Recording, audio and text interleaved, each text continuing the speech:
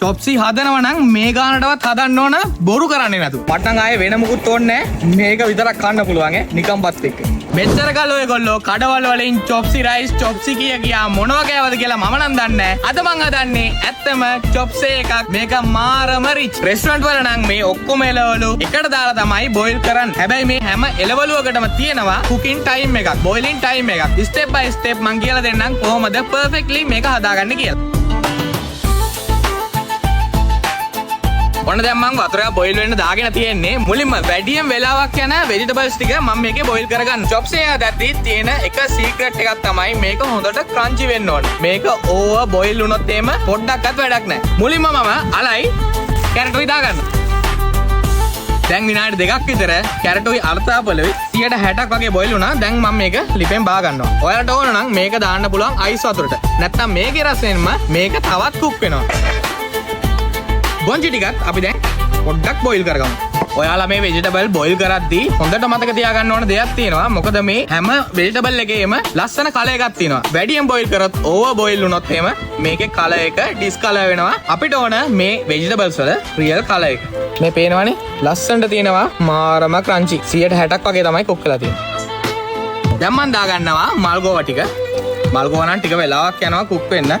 ඒත් මම විනාඩියක් එකමාරක් වගේ තමයි කුක් කරන්නේ. මේක දැන් බොයිල් වෙගෙන යනකොට මම දාගන්නවා බ්‍රොකොලි ටික. බ්‍රොකොලි අපි වැඩි කුක් කරගන්නේ නැහැ. දැන් මේ දෙකත් නියම ගානට බොයිල් වෙලා තියෙන්නේ. පේනවනේ? මේකත් අපි දැන් බා ගන්නවා. බලන්න කලර්ස් කොහමද කියලා. මම මේ අයිටම් ටික විතරයි පොඩ්ඩක් බොයිල් කරගන්නේ. ඊට පස්සේ හතු වර්ග දෙකක් තියෙනවා, බෙල් පෙපර්ස් තියෙනවා, ලීක් තියෙනවා, කැබේජ් තියෙනවා, ඊට පස්සේ බේබි කෝන් තියෙනවා. මේ ටික මම සෝස් එක හදලා කුක් වෙනකොට තමයි දාන්නේ. නැත්තම් ඕවර් කුක් වෙනවා. ඒ වගේම මම මේ බොයිල් කරගත්ත වතුර එක විසි කරන්නේ නැහැ. මම මේක සුප් එකකට ගන්නවා. මේක නියම ভেජිටබල් ස්ටොක් එකක්. මුලින්ම මම පොල් තෙල් ටිකක් දාගන්නවා. මම දැන් පොඩියට කපාගත්ත චිකන් කැලි ටික මේකට ඇඩ් කරගන්නවා. වේන් එක අයින් කරලා සම්පූර්ණයෙන්ම ක්ලීන් කරගත්ත ප්‍රොන්ස්. මම මේක සීසන් කරගන්නවා සෝල්ට් ඇන්ඩ් පෙපර් වලින්. මේකට ඔයගොල්ලන්ට ඕන නම් දාගන්න පුළුවන් පෝක්. ඒ වගේම තවත් සී ෆුඩ් වර්ග, එතකොට බීෆ්, මටන් ඕන එකක් දාගන්න පුළුවන්. ඇත්තටම මේක ඔතෙන්ටික් විදිහට හදනකොට දාන්නේ ප්‍රොන්ස්, පෝක්, හරි චිකන් හරි. ඇත්තම කිව්වොත් චොප්සේ කියන්නේ ඇමරිකන් චයිනීස් සයිඩ් ඩිෂ් එකක්. මේක ඔතෙන්ටික් විදිහට හදනකොට සම්පූර්ණ වෙනස්. මේක රයිස් එක්ක නෙවෙයි සර්ව් කරන්නේ, ෆ්‍රයිඩ් නූඩ්ස් එක්ක තමයි මේක සර්ව් කරන්නේ.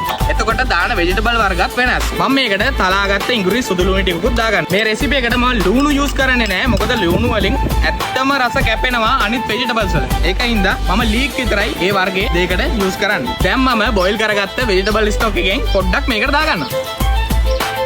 මම මේ රෙසිපි එක ටිකක් ලයිට් විදියට තමයි හදන්නේ. ඒකින්ද ලයිට් සෝයි සෝස් ටිකක් දාගන්නවා. Oyster sauce පොඩ්ඩකුත් දාගමු.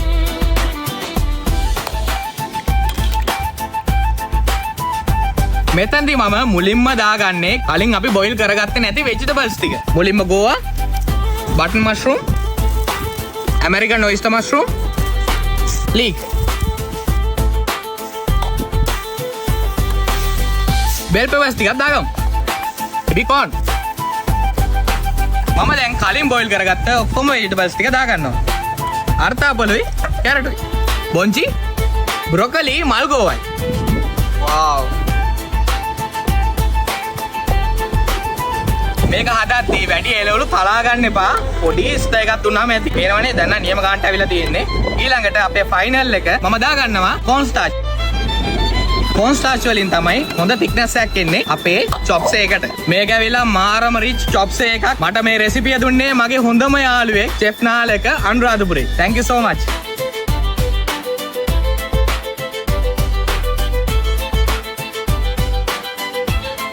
ඔන්න බලන්න අල කෑල්ල කොච්චර ක්‍රන්චිද කියලා.